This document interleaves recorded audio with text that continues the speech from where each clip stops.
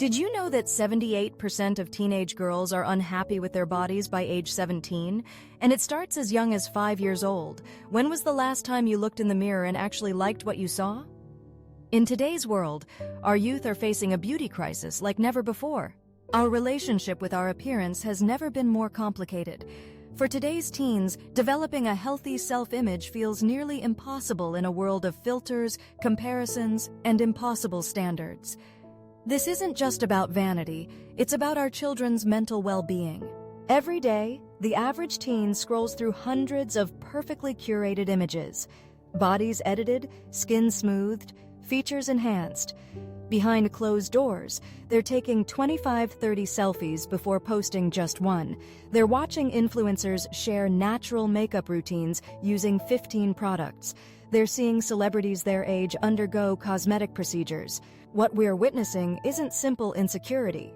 It's a profound disconnection between reality and perception.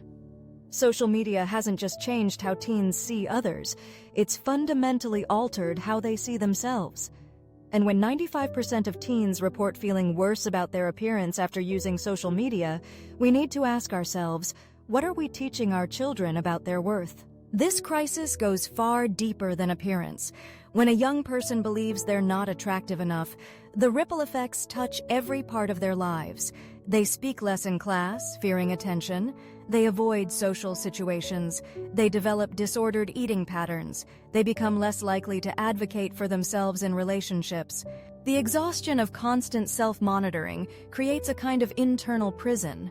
One teen described it to me as having a cruel critic following me everywhere, pointing out every flaw. This hyper-awareness isn't just uncomfortable, it's stealing the joy and spontaneity of youth. What's heartbreaking is how these feelings become normalized.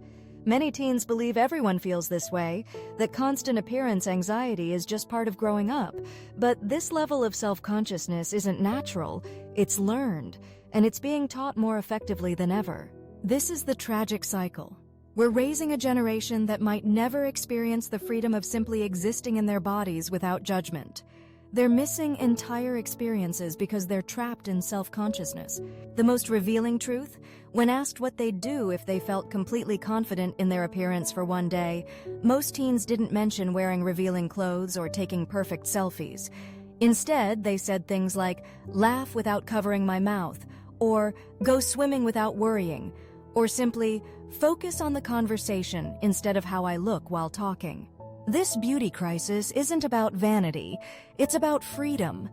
Our youth aren't just worried about being beautiful, they're exhausted from the work of constant self-evaluation.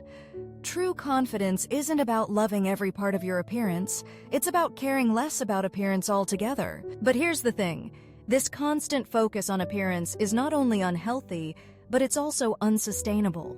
We're human beings, not robots.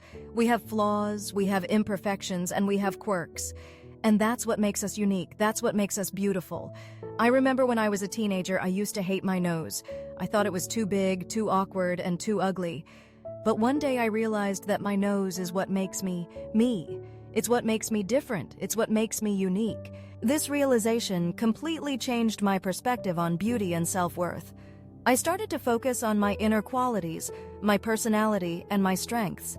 And when I did, I started to feel more confident, more self-assured, and more comfortable in my own skin.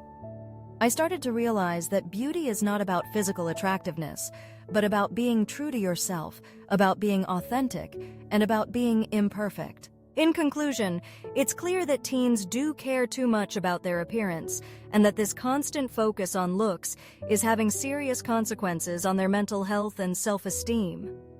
But it's not too late to change this narrative.